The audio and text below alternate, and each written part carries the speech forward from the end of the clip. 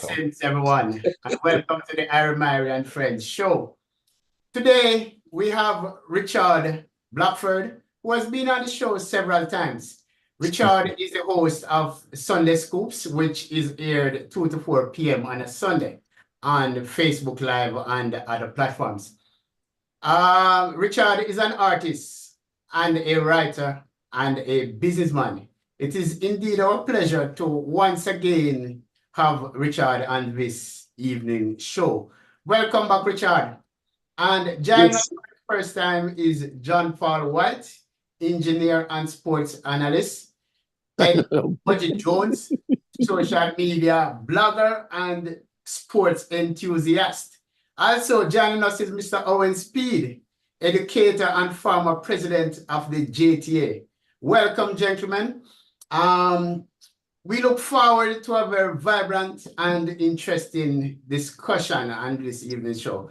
My co-host, Ralston Chamberlain, is not available this week. This evening's show is streamed on the following platforms: live on Facebook, YouTube, and X, formerly known as Twitter. We will be discussing the merits and demerits of recruiting foreign students in our high schools, mainly to participate in sporting events. I'm going to ask a simple yes or no question of you guys. Should schools import foreign students to increase their chances of winning boys and girls champs? Yes or no? And stating your reason or reasons, starting with Mr. Richard Blackford. Richard? Well, that's a dangerous question to ask me, because me right now, me understand them have a bounty on my head down at KC. I look for me because me a lick out. But listen, from a personal standpoint, I think that what I've observed taking place within the school system, particularly KC and some of the other schools, is it runs contrary to any kind of reasonable thought process being applied to development. And me talk about specifically Jamaica's development. Jamaica, apart from Haiti, is the poorest country in the English-speaking Caribbean, right? Yes. We have the lowest GDP numbers for all of the, with the exception of Haiti. I mean, I put Haiti in the equation. Haiti GDP of $1,900 a person, right? And while Jamaica's GDP rate, numbers run just a little over $6,000 a head. Every other Caribbean country, GDP is 3, 4, and 5 times better than Jamaica. So we have a responsibility, in my opinion, to make every available resource that Jamaica can put its hands on available to Jamaicans to provide opportunities for youngsters across the country to be able to experience the growth that from participating in us, to provide a space for a youth in a school. And when we get that space, etc., when they are done with school, them gone back to Barbados, we do not benefit. We benefit zilch from that. And so those students too coming into the island to run track or play football are taking those opportunities away from Jamaicans who could very well utilize those opportunities. And I think is a backward step. So your answer is no. Mr. J.P. White. Yes, sir. Yeah. What about you? I'll say 2 quick things. First of all, I have to be honest, and I can't accept the accolade you bestowed on me that I'm a sports analyst. No, I'm not a sports analyst. I would join my other member say, boy, I'm an enthusiast who has a little bit more about insight as well, but I'm not an analyst, you know. Okay, sir. The question you pose, boy, is a really cute question, you know. It feels like you're pinning us against the wall with that kind of question structure, you know. I personally don't see a problem with the recruitment of athletes. I listened to what Hugh said, and I am yet to see, in general, and from personal experiences at my alma mater, where local kids are being disenfranchised. The opportunity is there for all. And I have to be biased now as a man who was educated at UA, but at the St. Augustine campus of UWI, I am one of those CARICOM kind of guys, you know. I believe in the unity of the region, you know, and the strengthening of the region. I think even recently there was talk in the press here locally of a potential exchange program between the government of Jamaica. I believe it was the government of Kenya. I could be wrong, but one of those strong long distance powerhouse nations in Africa. And that to me was, you know, instructive that, you know, in life, we're not here for ourselves. And, you know, Hugh said, boy, we don't benefit zilch. I don't believe in that. And if other people were to take that approach, then you would find our door that we have been enjoying from Jamaica into the USA via the NCAA, that would be closed because the North Americans could say the very same thing, that they don't benefit. So I believe that we have our Caribbean brothers and sisters and other brothers and sisters far and wide. And if we have a way we can help them to elevate themselves and vice versa, it should continue. But I don't want to get into too much of a political argument there. I want to come back to the local situation here in Jamaica. I am yet to see how local kids are disenfranchised because of the presence of anywhere between 8 and 14 or 15%. I think it's even less than that. I'm talking amongst the big three now, right? When you look at champs overall, I don't even think it's 1% participation of international athletes. So I'm curious with the conversation. So I will step back for a second and let others speak right now, you know? Okay, thank you very much. Mr. Edmund? The first thing that comes to mind really is a kind of a side look. The first thing that comes to mind is no, I'm not for it.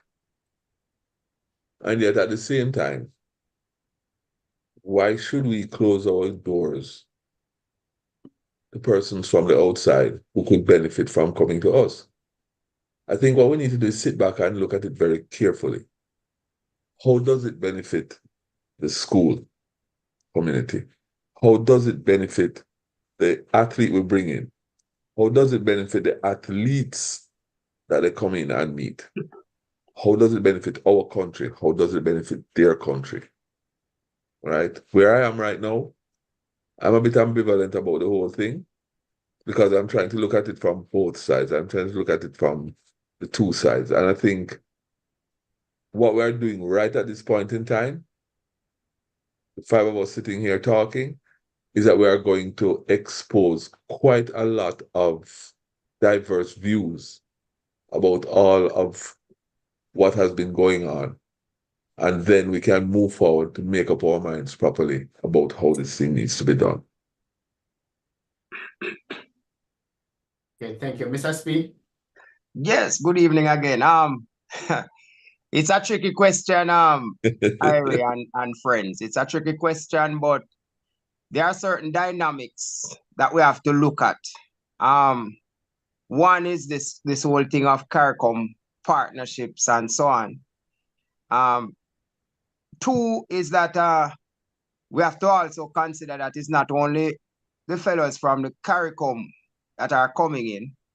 And three, I don't think we have enough on this thing yet for us to decide the true benefits of it. I think they started this recruiting thing just a few years ago, where the international recruiting, let me put it like that, the regional and international recruiting. My problem with this though is that in Jamaica, we are saying to some of our kids, in fact, we are actually omitting some of our kids out of those competitions, or a chance to be involved in those competitions, by telling them that they must score 45% and over in 4 subjects to be able to qualify to run. And the truth is that I cannot feel that there is a mechanism that is put in place to say how well those athletes that we're carrying in from the region and elsewhere, international, how is their structure, their educational structure, to ensure that they are living up to that mark where they were in the first place. And we are now imposing that on our kids, despite the fact that we know that maybe 33% of our kids in the Jamaican system have some sort of learning deficiency, some sort of learning disability, whether it's dyscalculia or dyslexia or some other form of deficiency. And we know that, but we are imposing that on our kids and omitting some of our naturally strong athletes from participating. But at the same time, we are letting in some other people who we don't know much about. And in fact, I am seeing some of those guys who are coming in that I am not certain that they look like the same maturity level as our kids. And there's no mechanism in place to really track and ensure that some of those kids are the age that they say they are. I mean, let's face it. So those are my opening comments. We can talk about it, Okay, Mr. Blackford. Why, Mr. Speed, you have me up on the ropes, my brother. Or we validate the agent. But listen, I hear the arguments. My KC colleagues tell me the same thing about these youngsters when they come in from wherever, don't displace any Jamaican youth. And I will say that's a box of bollocks, right? Absolute crap argument. Because if those kids never come, there'll be 5 or 6 or 10 youngsters at the respective school who would have made the track team or the football team if we never have to compete with them youth from outer road, right? I'm a KC old boy. And in 1969, when I get my half scholarship, because half scholarship made it pass, right? Some of the too young to know that, right? And so I remember going over North Street to an assembly where the late great Percival William Gibson, Bishop Percival William Gibson, who was the founder of KC, spoke to us. Fresh breast milk around down with outside the whole way, because we are first farmer. And Bishop Gibson talked about the reason for establishing KC, to provide poor black people, young boy, sons, with an opportunity for education, right? And I am one of them, poor like ratted. And so coming into a secondary school situation, like the KC thing, it provided me with an opportunity for personal development, right? Academics, a little sports, never distinguished myself more than so, but I had an opportunity. And so when you bring a youth in, right, into the school situation that we have in Jamaica, which is underfunded, badly underfunded, poorly resourced, but you bring a youth in and him occupy a space, right? The question you have to ask yourself, because that's what education is all about, is geared with your own national development. What are you doing with your kids when they get to the point where them out of school how they can contribute to nation building. And every youth that comes in from somewhere else, and I'm not talking about, there's this attempt where we conflate with universities and, sub-universities overseas who are taking Jamaican youngsters. They are not taking youngsters at the primary and secondary level. Those universities actively recruit youngsters for admission into their college setup. And so the two can be conflated and should never be compared, right? Furthermore, the arguments about depriving Jamaicans of an opportunity to go to school in the United States, I don't buy into that argument, because again, one is a completely different setup. We are talking about a primary, secondary education setup that is underfunded, under-resourced, and instead of trying to build it, what we're doing is taking these scarce spaces, right, and handing it to people who can more than afford to go to school wherever else them come from. If we're serious about developing talent, let us go down in the interlands. All over the place in Jamaica, there are youngsters. Mr. Speed make that argument, right? Youngsters with a whole heap of talent, and all them I look for is an opportunity for boss, for somebody discover them, wash them off, bring them into the school system, and give them an opportunity for thrive. And I don't think I don't buy the argument that these youngsters, when they come in, they are depriving. The mere fact that they are here and they will make a team means that there's another Jamaican youth who could have made the team if they weren't there, who is not ever going to get that opportunity. So let me just come in very quickly here. Let's focus locally. What is the difference between a student athlete from a Caribbean nation who comes to school in Jamaica compared to a straight student from a Caribbean athlete, from a Caribbean country, who comes to school in Jamaica? Are they also displacing a local student? All right, that's an excellent question. As a region, people move on, Jamaicans go to Barbados, Trinidad, wherever across the region to work, right? And of course, if you are invited into a country to work and you move with your family, going to school is par for the course. That's part of your resettlement, right? Because your parents is moving to another country and taking you as them kids, so they might forget you in the school system there, right? What we're talking about is an entirely different situation, is where we as Jamaicans, KC, JC, wherever we come from, and we are going out looking for a particular talent, not looking inwardly in Jamaica, where I believe that the talent exists in abundance, but we're going elsewhere for whatever the reasons. And we bring these kids in. Once that kid come into the school to play football, it means that there's a Jamaican youth who could have made the football team who now go play. I don't entirely agree with that, but I still want to ask a question. What's the difference between a student athlete from the Caribbean who goes to school in Jamaica compared to a straight student who comes to Jamaica? Isn't they, both cases, displacing a Jamaican kid?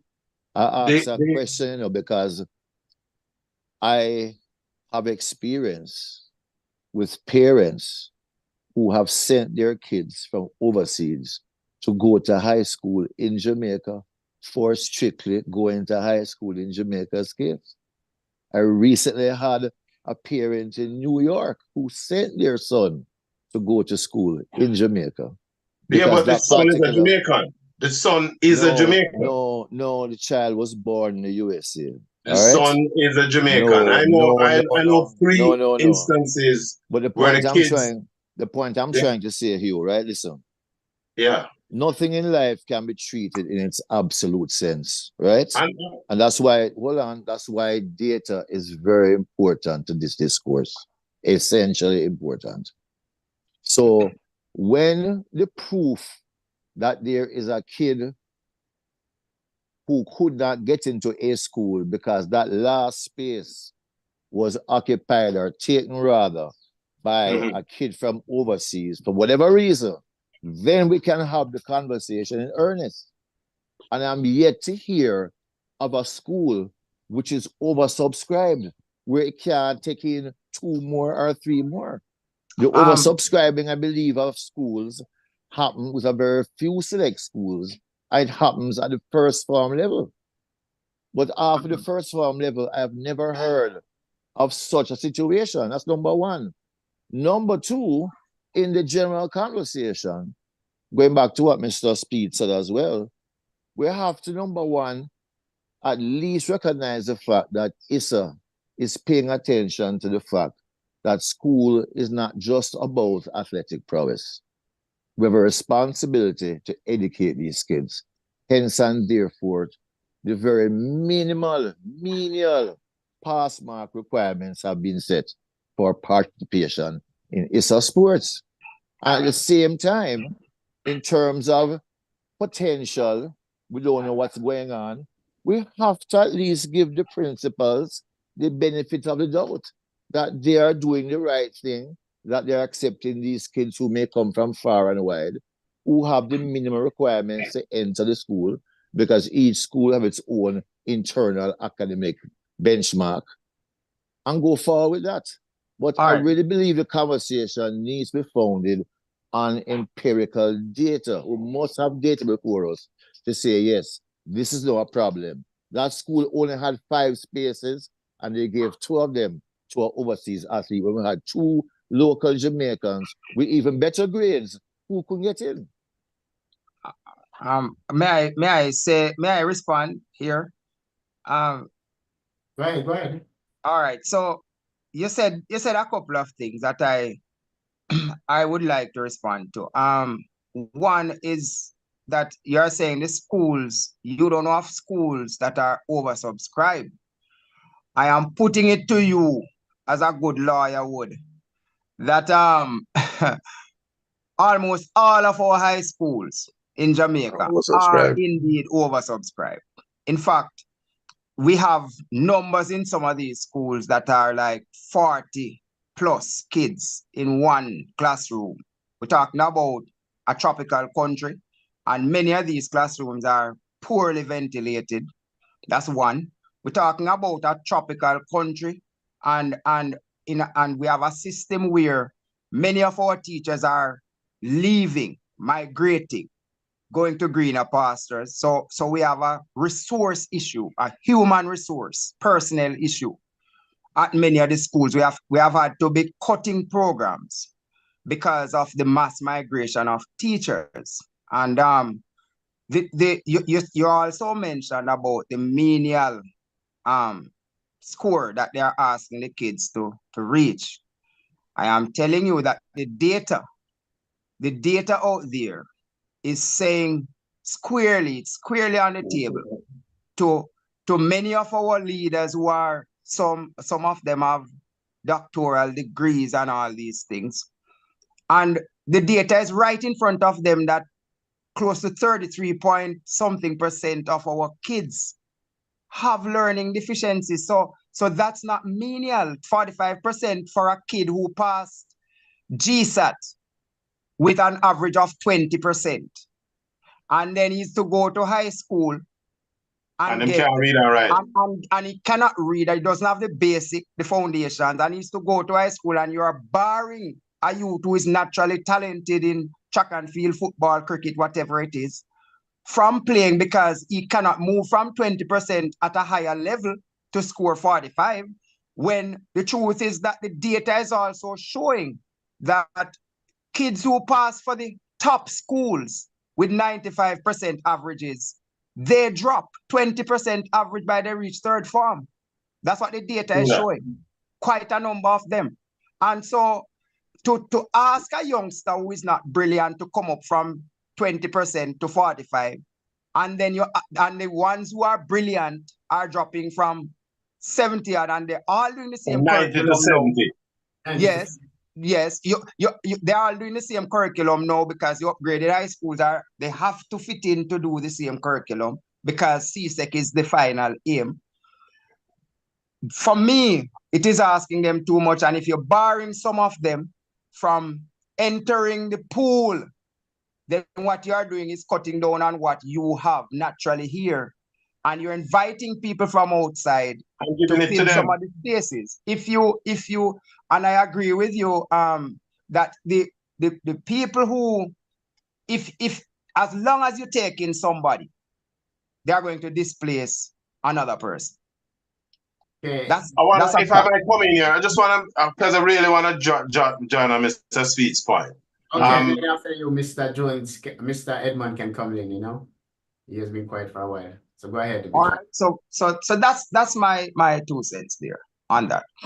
Mr. Speed make a point that is we've been celebrating, you know, top 20, top 50 high schools in the country. And I think there's this group that does put these results out every year. And what frightens me is that the essence of the report escapes everybody. That 70% of high schools in Jamaica, 70, but there are 167 high schools on the list generally, right? And only about 45 of those schools recording up to 50% cohort passes in the 5 subjects that thing, right? The other 120 odd schools are reporting less than 15 and 20% passes, right? In fact, if you look at the lower 50% of those schools, there are schools there that can't even find 10 students who can pass the 5 subjects, right?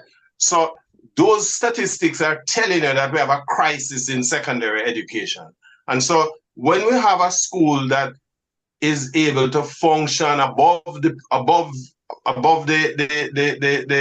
radar, doing reasonably well, and we are bringing people in from elsewhere.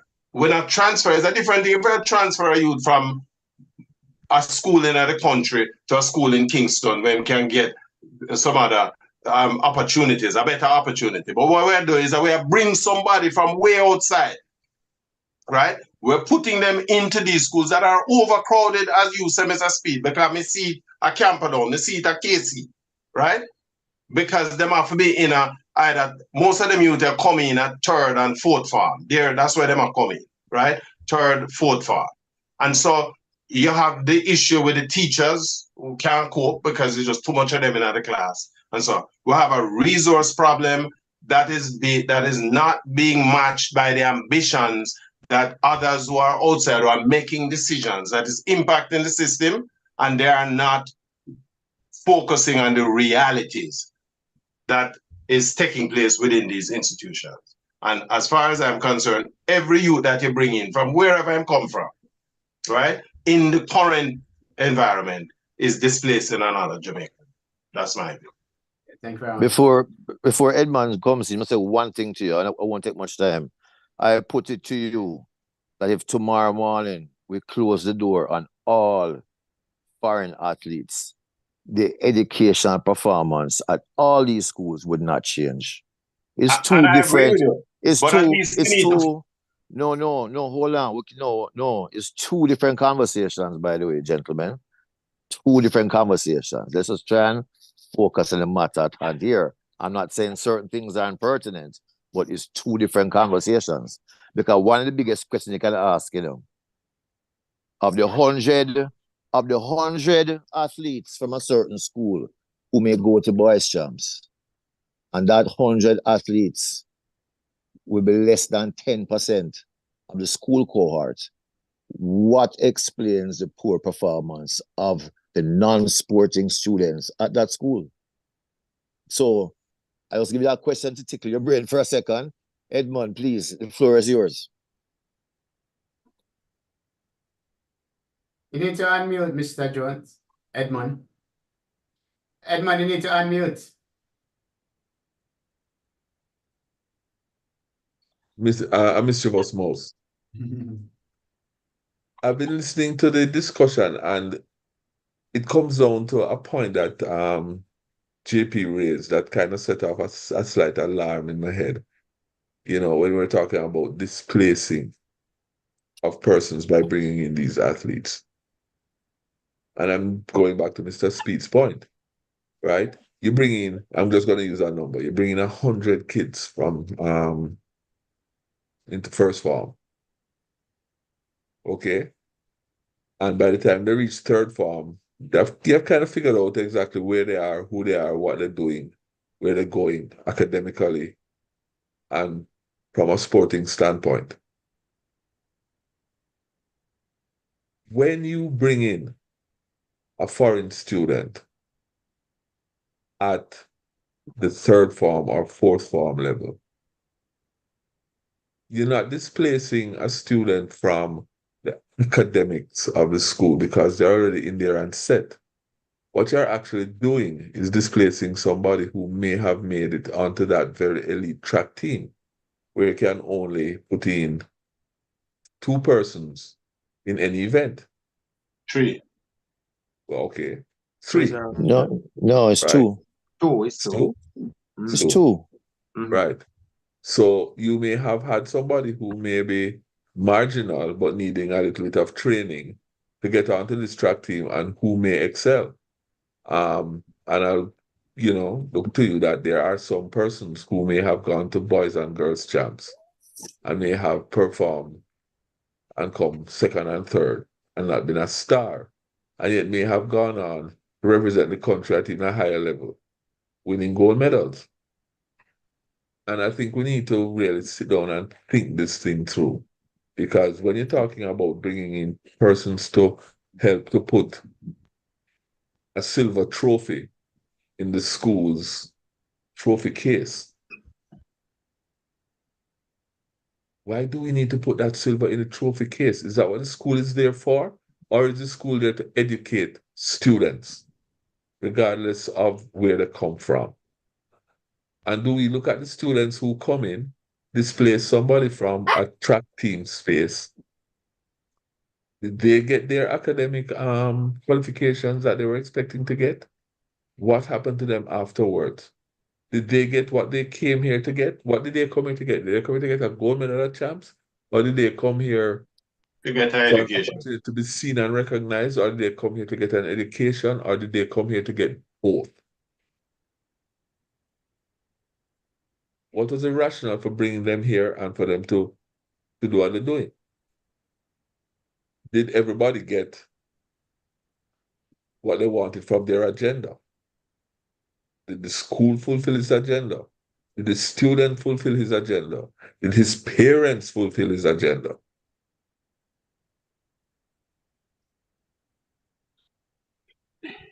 So Edmond, let's get to the bottom of it very quickly here. Let's cut to the chase. Yeah. All right. When it comes to I don't want to use the word traditional schools because it brings offense to certain people in certain quarters, right? But there are reasons that the kids will tell you why I want to go to Kingston College. And education is not the only item. Same thing for Calabar, same thing for STGC, same thing for Wolmer's, Cornwall, Monroe, and of course JC. JC. No, I'm a humble kind of guy, Things that we learn at 189, JP, yes. No, anyway, but the issue. But let me spread some light here because I don't think Edmond really has the full information. Edmond, a track team, but there's KCR, Calabar, JC, and I use those words because as every year those 3 schools are the ones who feature mainly in the top positions at boys champs consistently. You agree with that, Hugh? True that. All right, true that, right. Nothing personal, it's a fact of life. The track teams of these schools, you're talking 150 boys. Fine, when it comes to boys champs, which is one of the several ISA events of track and field, you will carry your best 85 or 90 or sometimes 100, depending on how your 60 talent is pounds. arranged. Yeah. Yeah. But during the season, with these countless development meets, all 150 boys have the opportunity to participate. All 150 boys have access to the same levels of nutrition, of coaching, of whatever you want to call it. At the end of the day, each athlete, student athlete, has the chance. You have the chance to work hard, and if you work hard, you will make that cut. So if you're saying to me now that a student athlete who doesn't work hard and he know he's a class 200-meter sprinter, he has the potential to be running 10.5, 10.6, but he does not work hard. So come boys champs and selection time, he is barely making a 11 flat or a 10.9. Are you saying that he should still go to boys champs over a foreign student athlete who may be running 10.7 and has worked hard? Because one thing I'm sure of, I'm sure that my brothers at KC and Calabar and the rest of the other schools who may have foreign athletes, student athletes, these kids tend to be that much more disciplined and they work that much more harder. So What's that, the foreign sometimes, student? yes, man. So sometimes instead of putting the blame on them, sometimes we need to examine ourselves. What are we not doing correctly? And again, I come back to the numbers. The numbers are minuscule in terms of effect and cohort.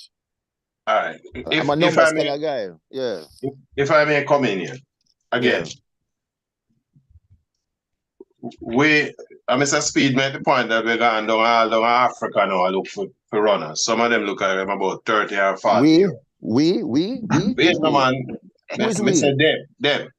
Who is them? Who is them? Listen, me right now, me not wear no hat, Me I wear a hat as a Jamaica. No, asking you, who is them? Who is them? Wait, now me I wear a hat as a Jamaica, right?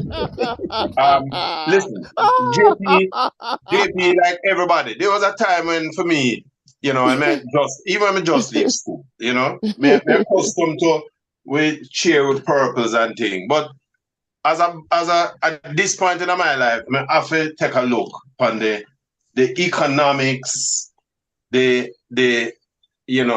program that we work with, what are the resources that we have, are we getting the best use of that? So we talk about we want to help these countries to build I like your navy blue and white though.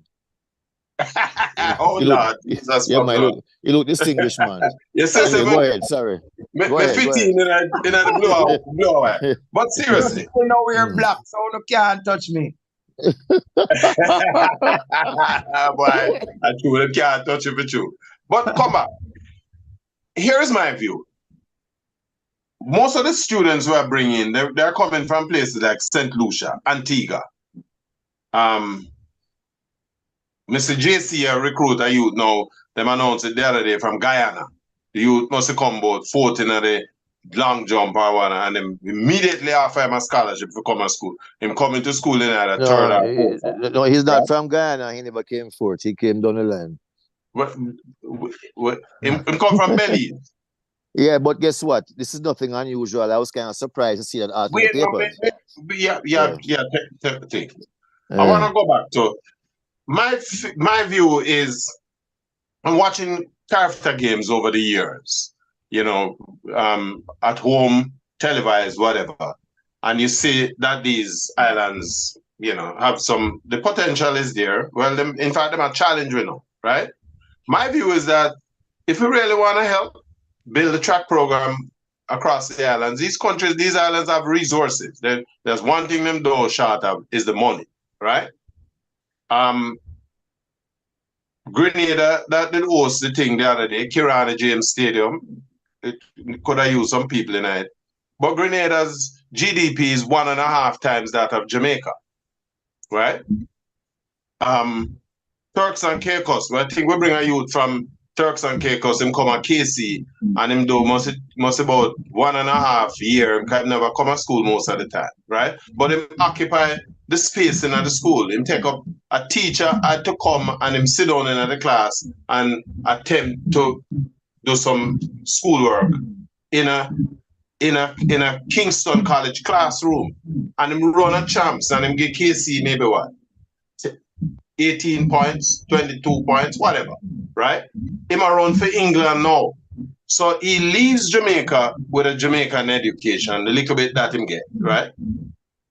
And he goes elsewhere. So all of it, the efforts that we expended on him to teach him how to run good and develop the winning culture, who benefits from it? Right? Me, I'm a nationalist, right? I'm a Jamaican first, nationalist. Me believe that every single resource that we have right now, we need to train it on our young people in Jamaica to make them better young people.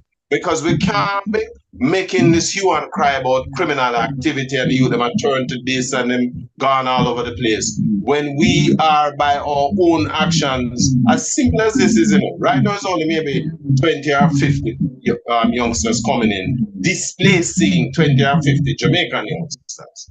Whether we like it or not, that's what's happening.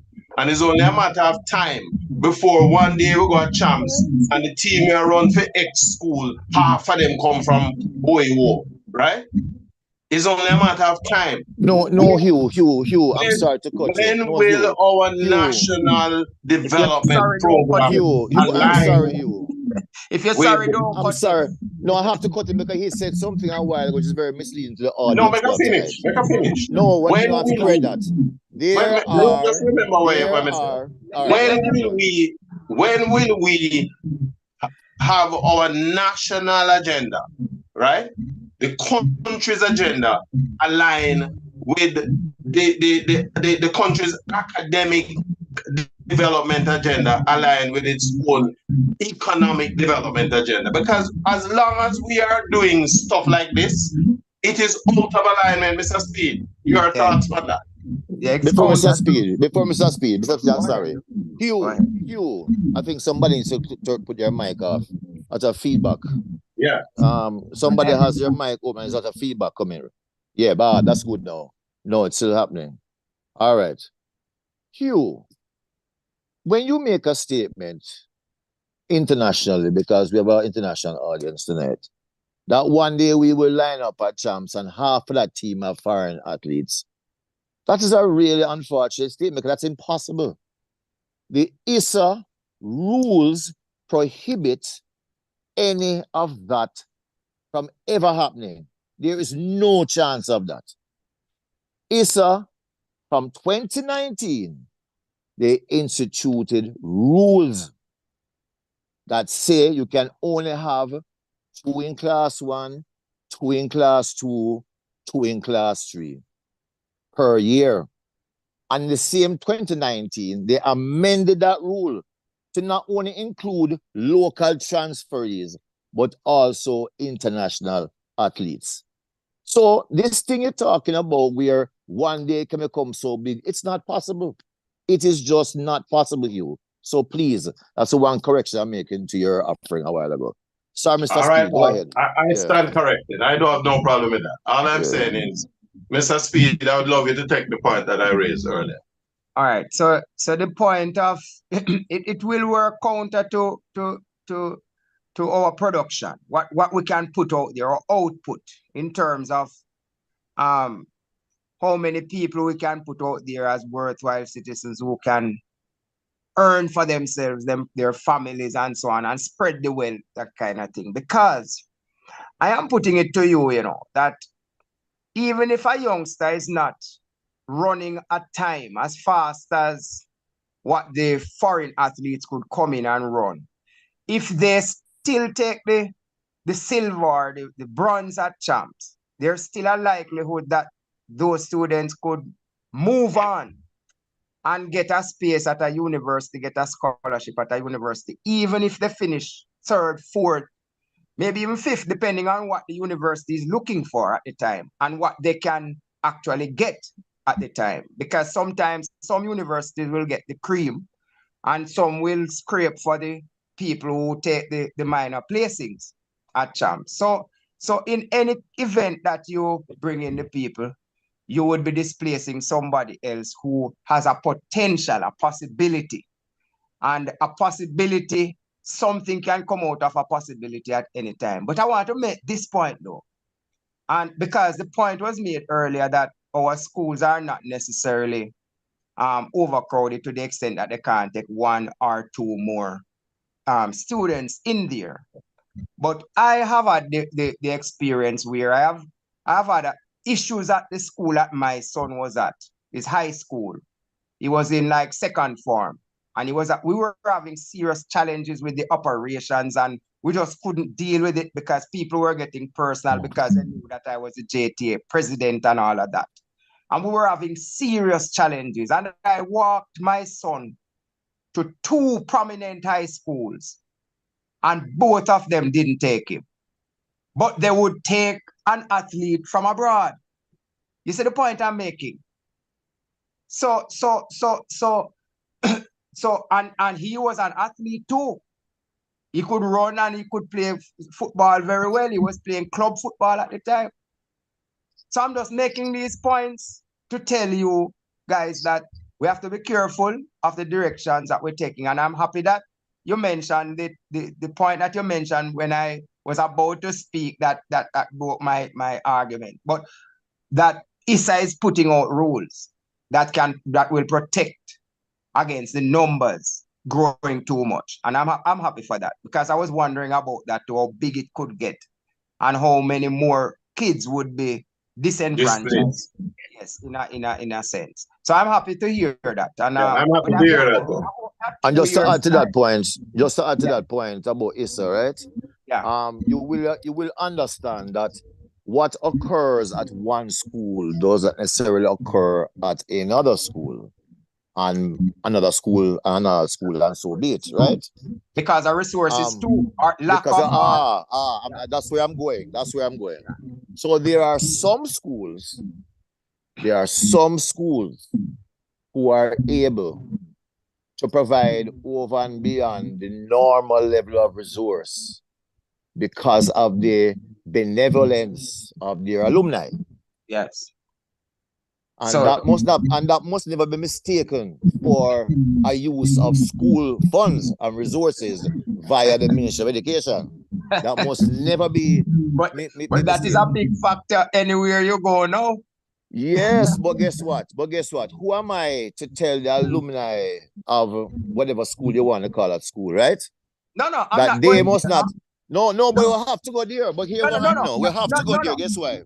But guess why?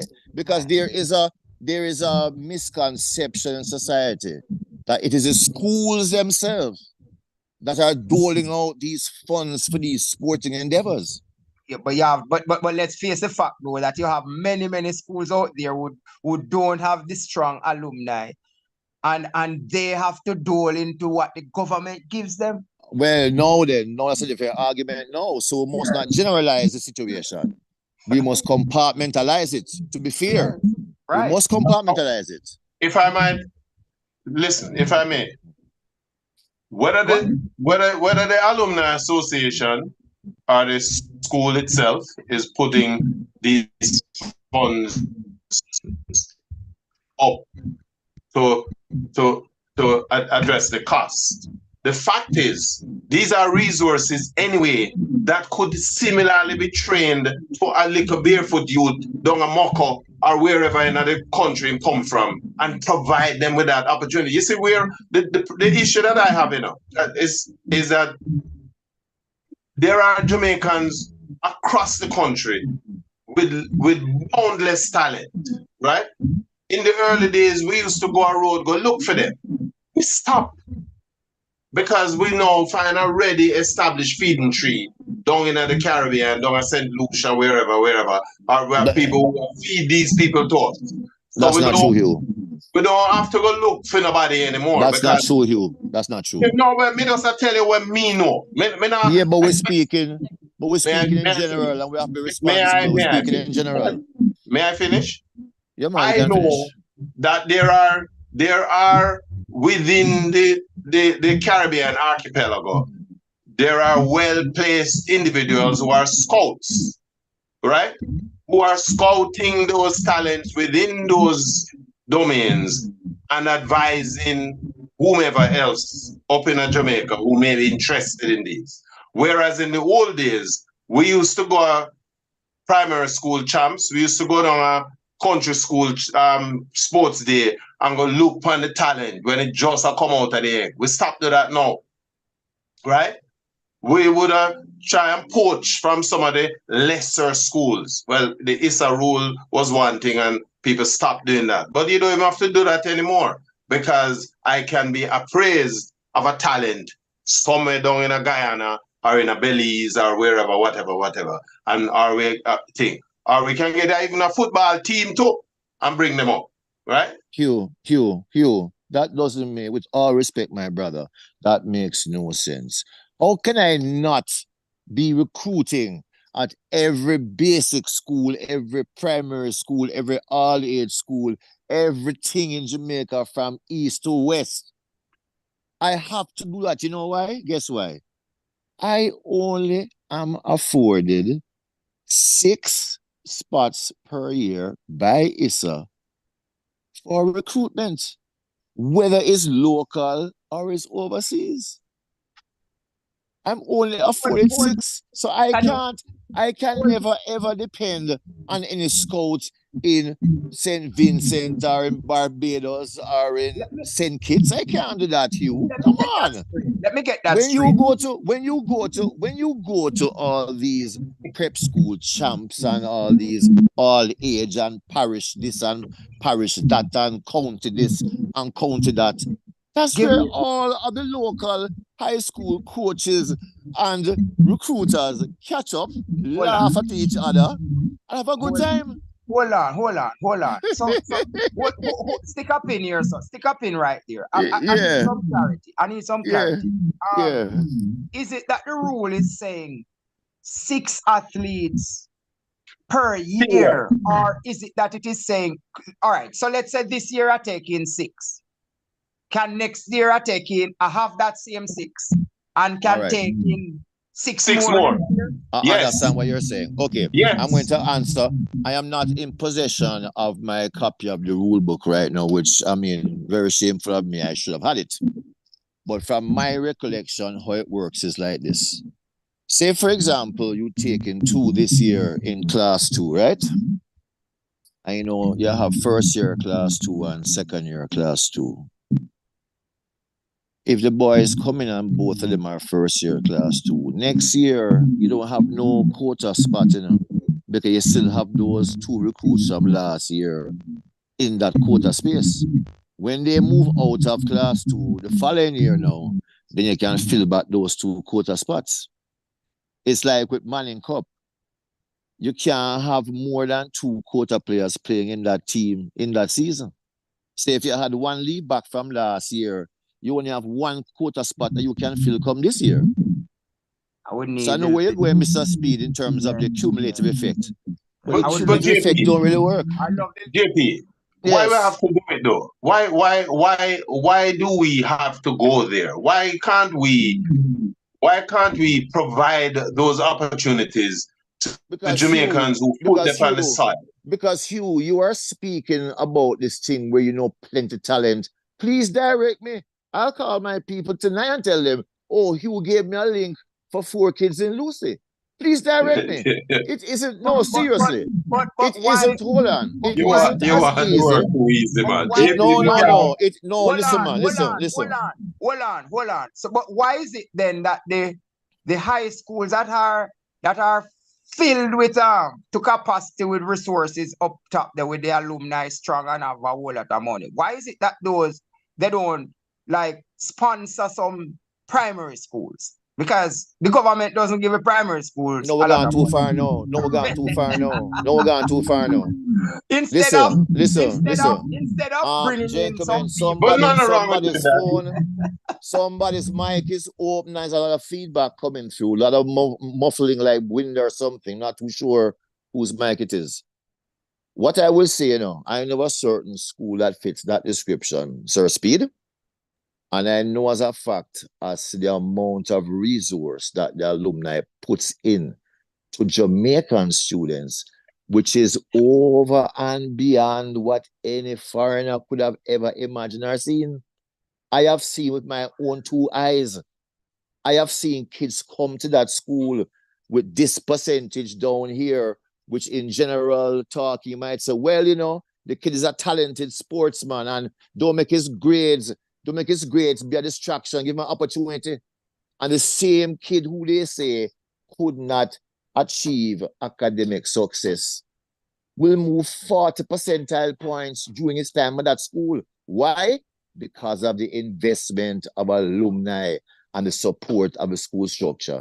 So I don't buy the argument that we have kids. Yes, there are kids who have serious medical situations, but the average kid, I believe, once surrounded by support, given love, encouragement, and the systems and the constant motivation, encouragement, you will see an increase in performance of both academic and also athletic prowess. I have experienced that myself, not based on what people tell me. I have seen it myself. If I hear you, and I would love to believe that that is true, but the statistics don't support that argument. No, what statistics? Show me your academic statistics. Performance statistics. All right, let me give you some. Do you know 3 years ago? Hold on, 3 years ago, a particular school. School 3 years ago. Last point. 3 years ago, a particular school had a Manning Cup team. It's 3 or 4 years or 2. Recently, that was very successful. I know that the entire Manning Cup team had the highest cohort percentage in math and English in that school. And by the way, the grades were A. And you know why? Because there was extra support put in for those boys. Oh, and by the way, they're all local boys. One swallow. No, there are several other episodes which I can bring to the fore. I want to mention one because time is limited. I could go into a little more detail. I just want to back up Mr. Speed argument. Our problem in Jamaica is a very simple problem, right? And that is no two child learns the same way. And Jamaica have a larger percentage of our student population that are dyslexic. I don't know if I right term that. Dyslexic is one of them problem, right? I do some work with 2 secondary schools where the principals and I have these conversations all the time, right? Is from single parent households where the mother is the primary, the breadwinner and sole parent. Those kids, most of those kids ain't learning nothing, right? One of the exercises the Alumni Association dived into the other day was a lot of the kids we realized weren't seeing properly. And when about 20% of the one cohort had vision problems, so need to get glasses so they can see the damn blackboard. And these are just some of the issues. Some just can't learn in the way that we are teaching in our school system. And so what we're doing is a huge chunk of our kids are being left behind. Don't make the fact JC must have what 20, 25 or 26 in the high school ranking, KC 21, and we could have go on and on. But there is space number 45 to 167 where the kids them now learn nothing, right? There's one of the school, girls' school, win champs last year, Heidel. Right? And we can call him because the statistics out there. Heidel ranked 97. in terms of its contribution, how its kids are doing well in a school. 97 out of 161, right? You know that, did you all know that many of these kids who, dyslexia is the right term, but you also have dyscalculia for the people who struggle with math, numbers, whatever. Yeah. The truth is though that many of these kids, many of these schools, they have to make up grades for them to reach a 45% to go and represent the school. Yeah. And I've known, in fact, one year when I backed up the ISA president about it, he said, well, they can give them simpler work. So if the target is for them to pass 5 CSEC subjects, what goal are you reaching if you're giving them simpler work and give them a score so that they can play? You get what I'm saying? And so my argument and my question will be, and always be, what since it is so minuscule the number of foreign athletes that we are allowing in our system, in our school system, especially because of sports, if it's so minuscule, what is the goal of ISA then in allowing it to happen? Great question. And also, I would extend the question a little bit too. What is the goal of the schools? Yes, right? What is the goal of the schools? Because I asked my KC compatriots them that, and everybody dance around the thing. The reality is, them do it because them look the points to win at sports. At the end of the day, that's what it is, and I'm saying it can't be that. Then Hugh, seriously, right? What's wrong with that? It cannot be. Why can't be that? Why can't be that? You tell me. The original reason for having sports in schools and among schools. The original reason was just for interactions, But no, it's gone past that, and everybody wants. Absolutely. When was that, Mr. Speed? When was that? The first, the first champ was 1910. Yeah? Somewhere around here. Yes. Yeah. Wilma's won it. And since then, that was the main reason why they moved about and they had inter-school competitions. That was back in those days. No.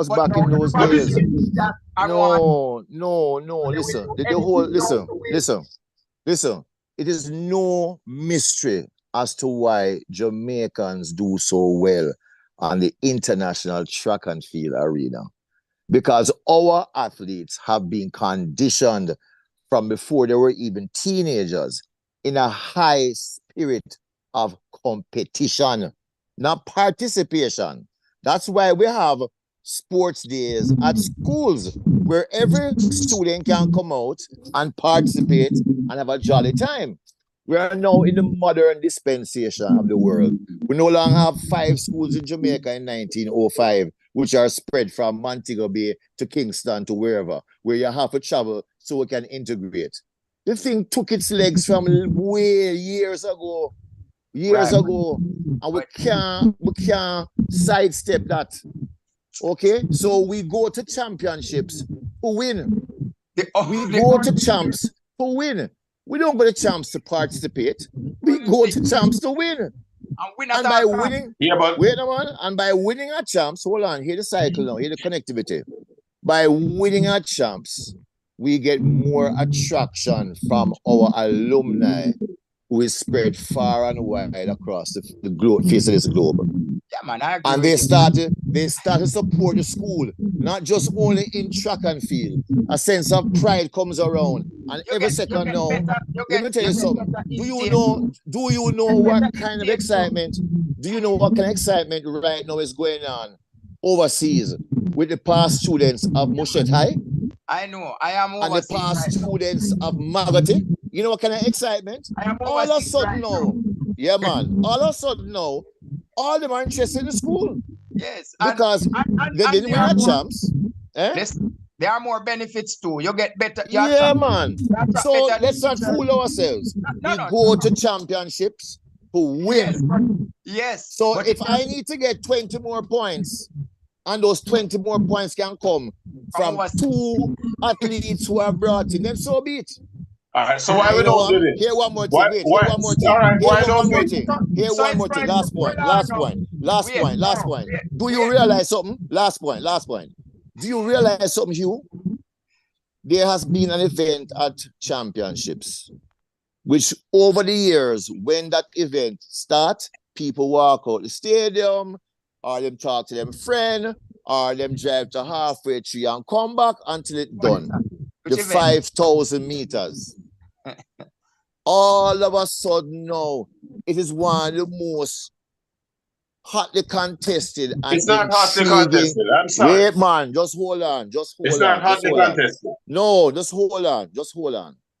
People are now taking note of it.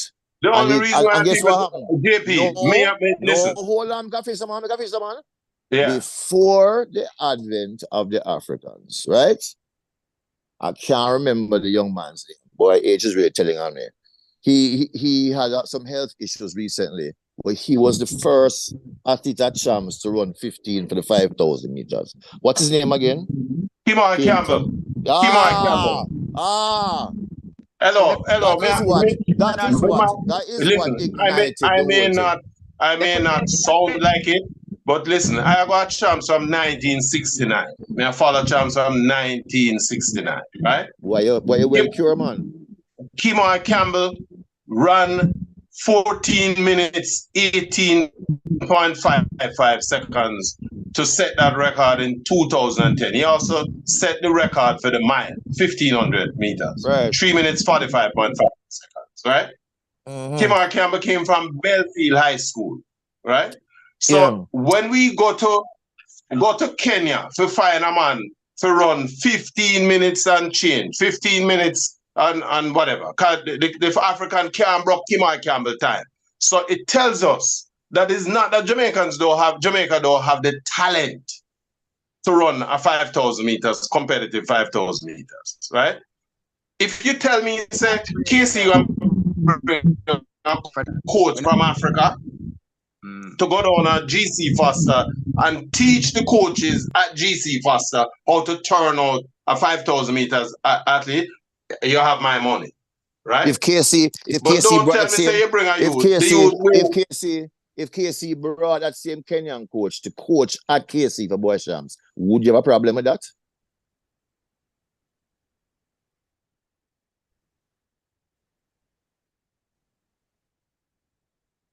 Hello? Richard? Yes, I would. Why?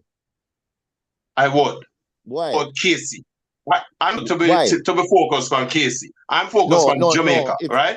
So if we're serious about developing the. I don't think you heard my question. I heard the question and I said I would not be happy with it either. Why? I answered the question.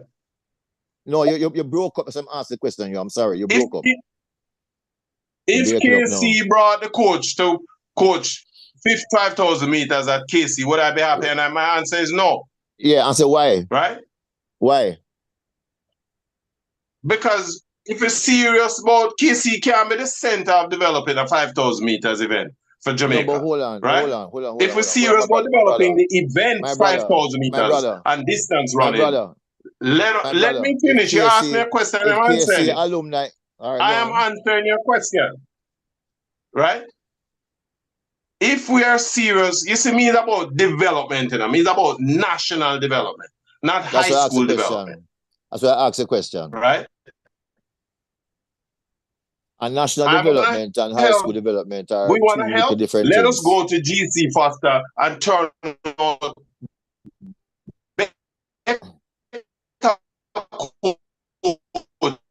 coaches who can coach distance running. Served by bringing in a youth who can run in Jamaica, right? So you are saying to me, I want to be very clear here right now. That's why I can't understand. I want to be very clear. So you are saying the Bismarck, I call it the Bismarck of a KC Old Boys Association they put together and they bring a Kenyan coach to coach long distance to KC boys who are Jamaicans, you have an issue with that? Listen, you say Isn't that national development? Isn't that national I'm about development? national development is when it apply to everybody. No, but when you don't have right? the skill, when you don't have the experience, what you going to do? We don't have that skill set in this country. We don't have it. I disagree with that. I completely disagree. The fact that Kimar Campbell's record still stands is an anomaly. and that the record he is an anomaly. The fact that the record was if you had shown me that this was one of the African who come in and broke that record, then you would have an argument. But you can't give me an argument when the record. It don't matter that it's an anomaly. The fact is, it does matter that it is the record. Right? Look at what we have done locally with 800 and 1500. You know why? Because we have the skill sets here to do that. But presently, we are the same skill set we have it. Anyway, listen. You hear what? I think we need to just stay focused on the original point for the discussion. The focus is on, do we import athletes? And I am of the view that we shouldn't. Fair enough, and I accept your opinion. And in my opinion, I don't see a problem with it, as I have stated the reasons why. And I am comforted by the fact, and I make this very clear declaration, that Issa has put that cap. That's what made me comfortable. Because it can work for us as well. It can help to further motivate our boys. One of the things I've seen in the current dispensation, hear what happened. It's one thing about competition. The youngsters are being displaced. I don't buy or accept that argument. And guess what? Maybe you have an experience. Bring a youth coming from class 2, though you'd have filled the space with a local youth. There are many spaces we could not fill because we can't find a local youth. Think about that. No, that's not there are many spaces. You can't find somebody who can give a blitzkrieg time. But no, if we bring a youth in. No, sir. You can't even find a youth who can make the finals to give you 1 point. I am telling you. Look at all of the events at championships. If you want to score in all events, you have to be real. Listen. You see, for me, leaving primary school or prep school or whatever, there's a trajectory that our young people follow in terms of their academic and other development. So them go preschool, primary school, and then into the secondary schools. Every youth who go and take him like a scholarship, what you call it, PEP or whatever them call it, no, has a desire to go to a particular school and to represent that school. Yes. He may not be the fastest in the world, but he has a desire to go and represent the school, right? And when the school overlooks these youngsters and brings somebody else in, that's what you have done, is displace those youngsters. And so you're saying to these young people, boy, in a sense, you set your sights on certain school for going there, because you don't know if you're going to ever put on them colors and go out on the field or run. So we end up down a mush it, or we go down somewhere else, right? And that is not a good thing. So there's some merit to your argument. What you just said a while ago. There's some merit to the argument. So I put this to you. We're talking at the first form level where common entrance is concerned, right? Jesus. The top 20 schools. Yes. It's PEP. The top 20 schools, for example, they will have an academic requirement of minimum pass at PEP. Some might go as low as 65 and some are as high as 95. So you are saying to me... You know what you just did? What? You have just opened another door to another... Listen, Jamaica's education system is apartheid on steroids, right? I know, but hold on. Let's stay focused. Feedback me up. Our education Let's stay focused. Is a disgrace, because what it is doing is skewed to literally leave people behind. Agreed. Right? So, Mr. Myrie, please arrange a next session we can ventilate that argument completely because it's worthy of its time, right? But just hear me, in the current dispensation, you have this system where the schools will say, boy, if you never score 75 or 80 on the PEP, you can't come into the school. It is what it is. Let's not fool ourselves, all right? Certain schools, if you don't get 95, you can't get into them. So the kid who was dreaming of going to that school because of the academic prowess it represents, because he scores 89, he or she can't get in. I don't like that. I really don't like that at all. But back to the matter at hand. So are you saying in the present dispensation, where a school sets its minimum requirement at 65%, and we have a kid now who is coming out to prep school champs, he won the 200 meters, but he only scored 58%. Not the minimum 65, 58%. That kid should still get the go-ahead over the recruit who scores that minimum 65%. I'm only asking that question.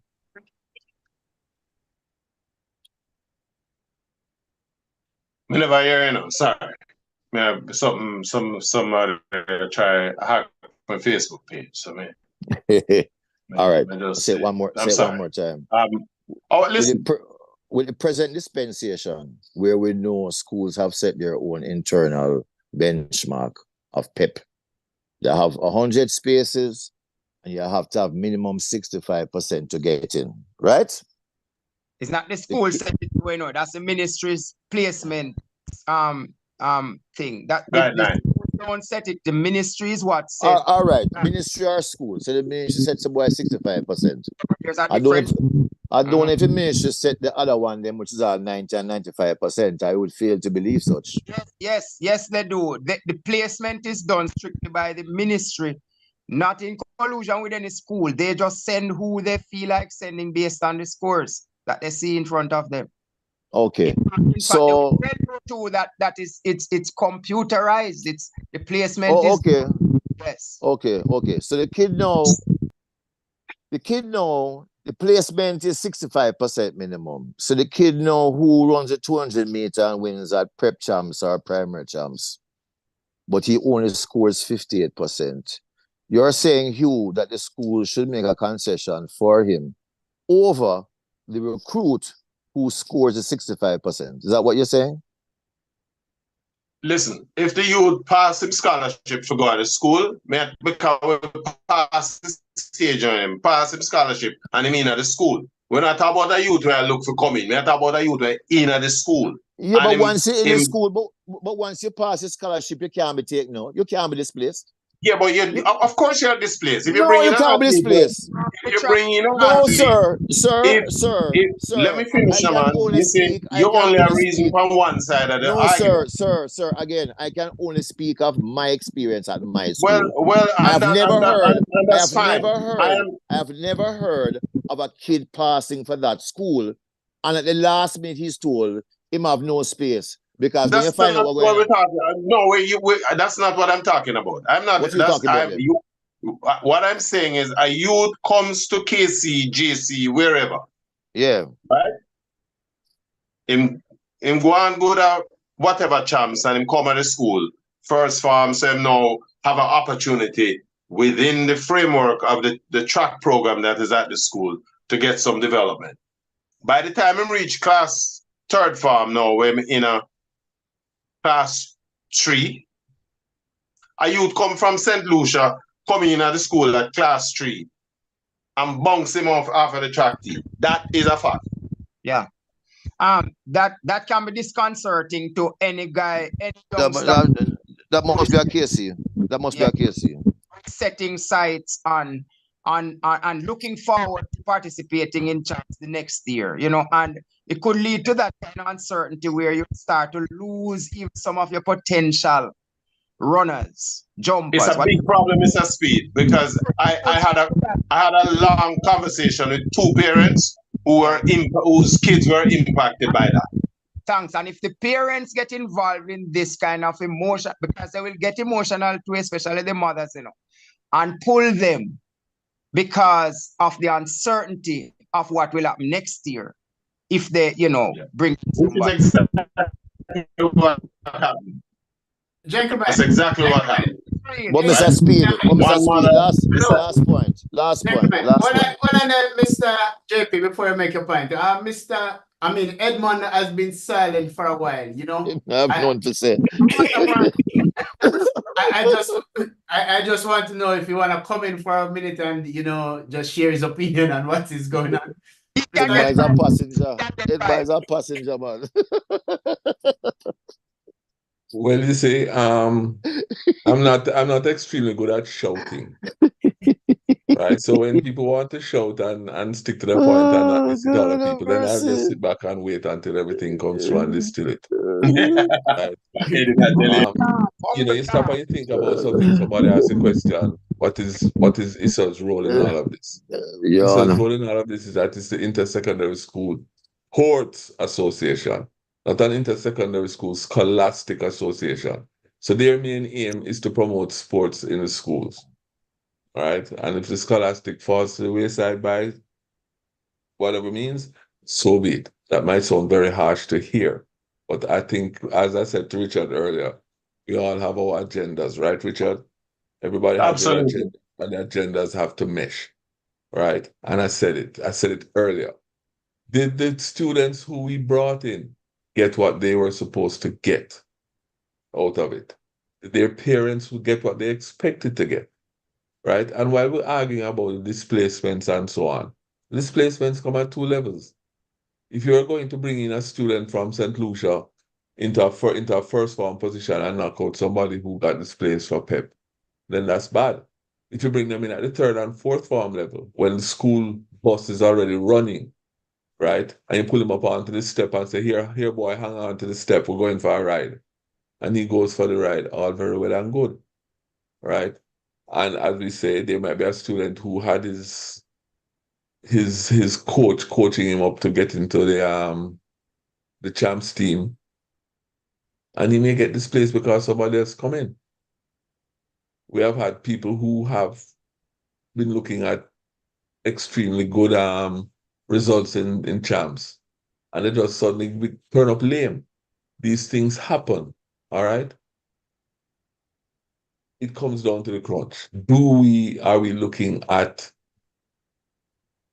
expanding humanity, or are we just looking at expanding a school? Are we looking at expanding Jamaica, or are we looking at expanding the Caribbean?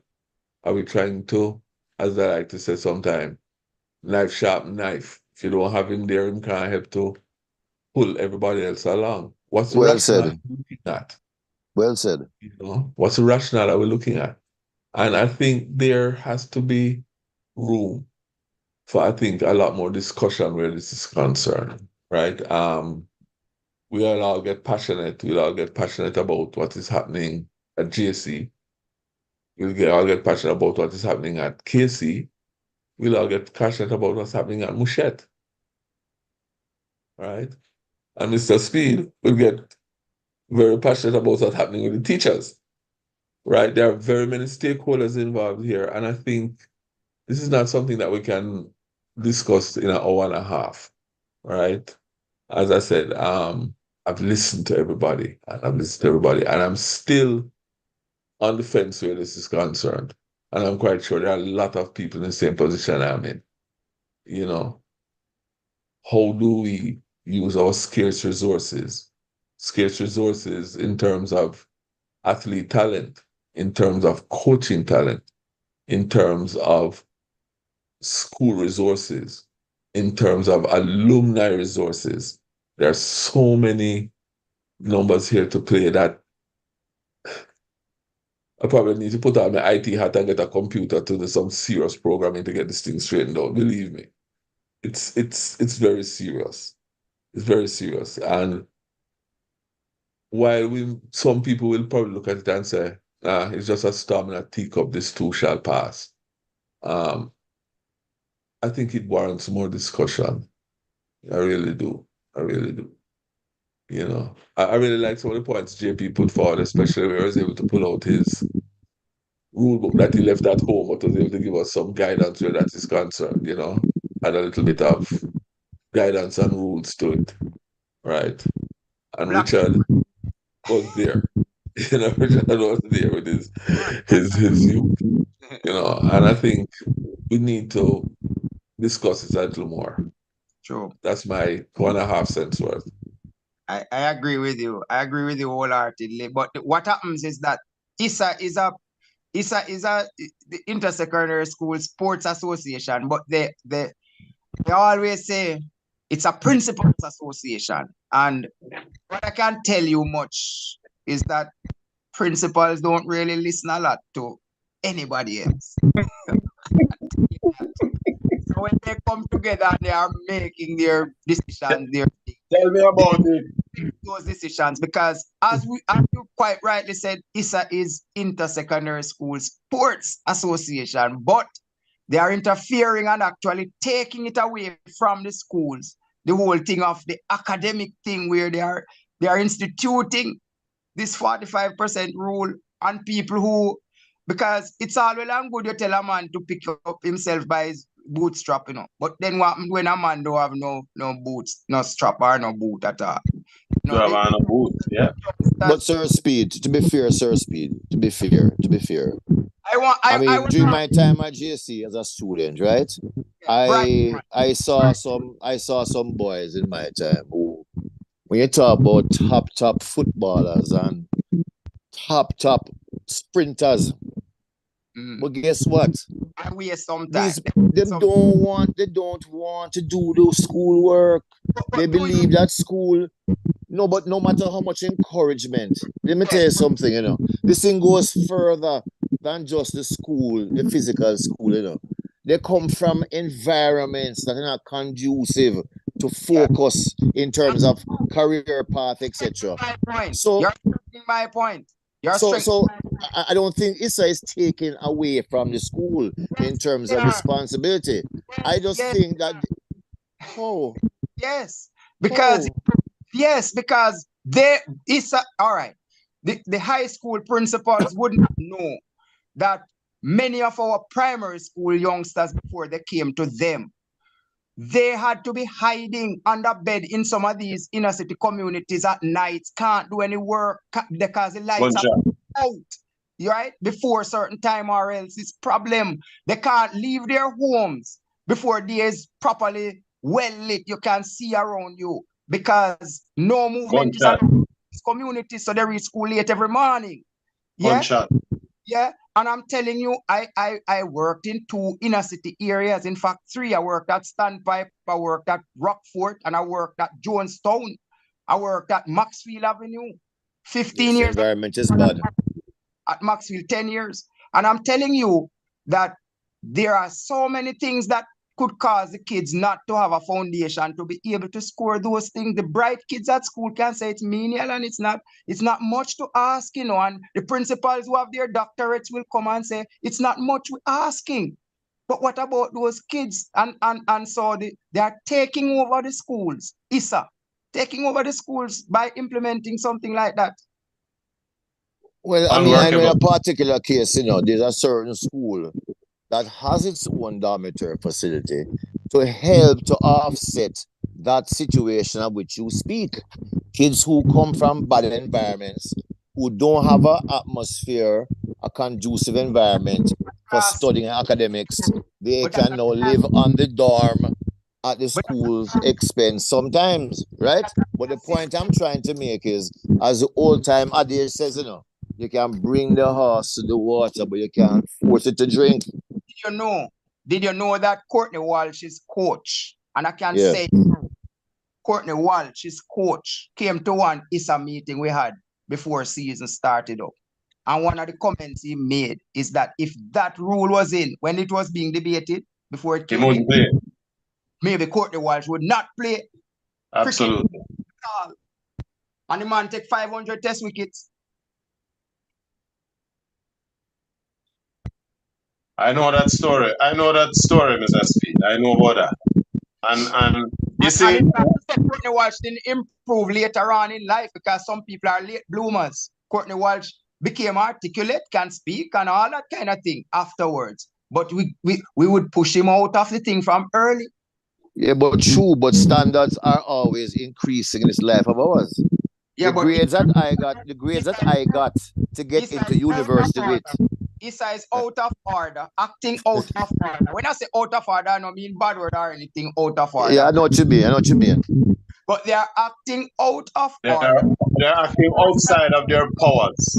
Considering the fact that the naming of that institution is Sports Association. So, Sir Speed, are you saying then that Issa should not have anything to say or do when it comes to academic status of a kid? No, but I'm saying they have gone too far. I mean, yes, you could say something, put something there so that you are meeting. The truth is that there is no intervention done in this education system for these youngsters who are struggling. There's none at all. So unless you have things like those in place and the kids are flouting it and not doing what they are supposed to do to come up to a certain level, then, but the system is so flawed. And then you are coming to impose this. It's like it's double jeopardy. These kids know they're under pressure. I understand you. They're under pressure at home. They're under pressure when they come to school in the academic side of things. And the one talent that God gave them. Yeah. You penalize them. You're also penalizing them with that. From them. Then you know what you're sending them to do out there in the society? Yeah. Understood.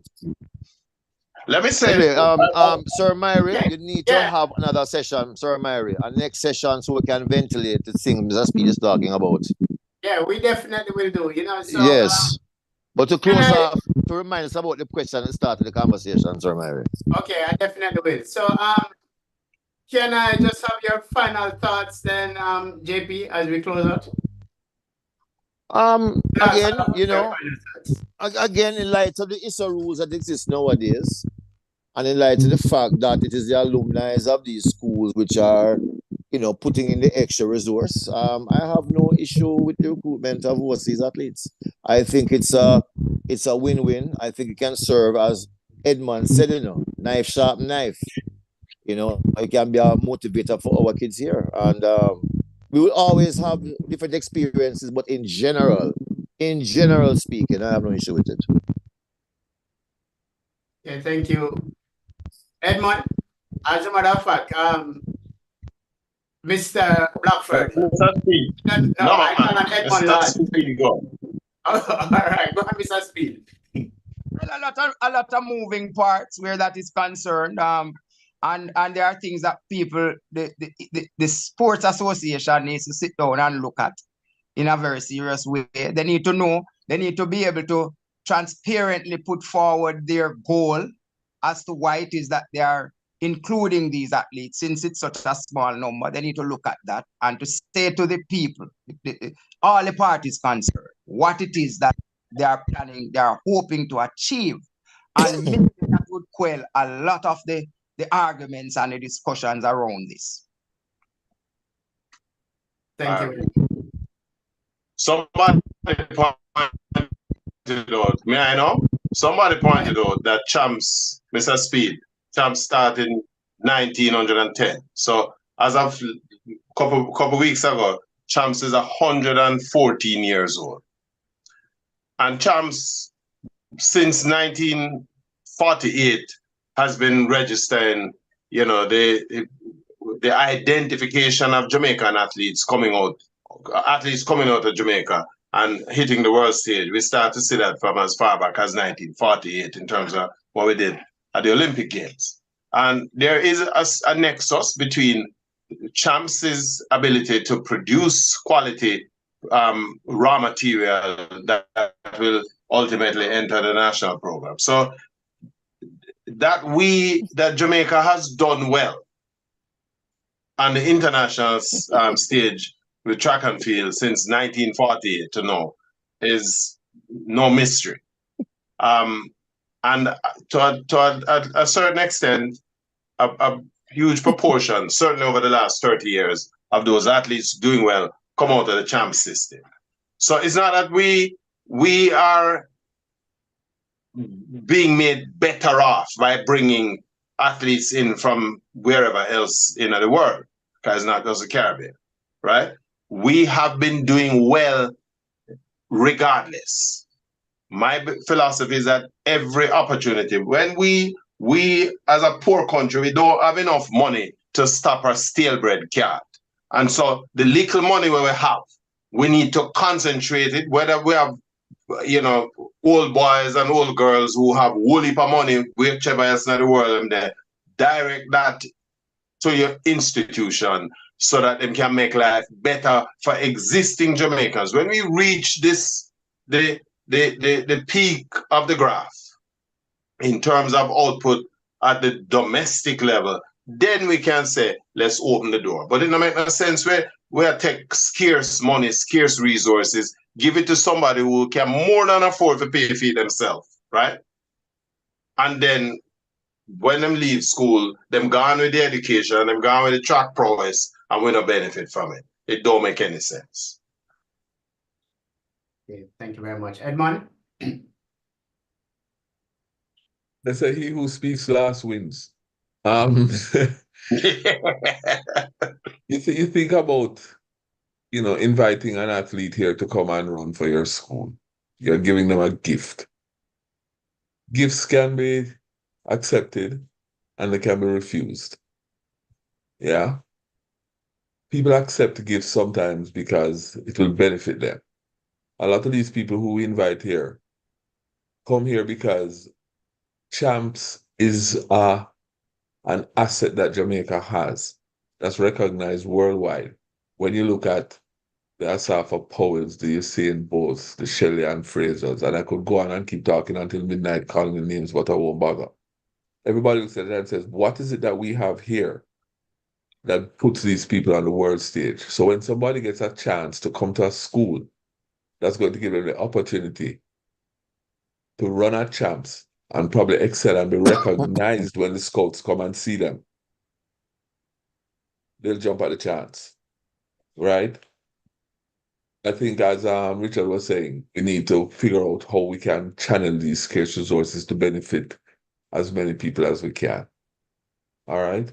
And we have to consider while we're doing all of this. And I use it when I said athletic talent, and I caught myself afterwards, that these, what we're talking about, I won't even call them athletes.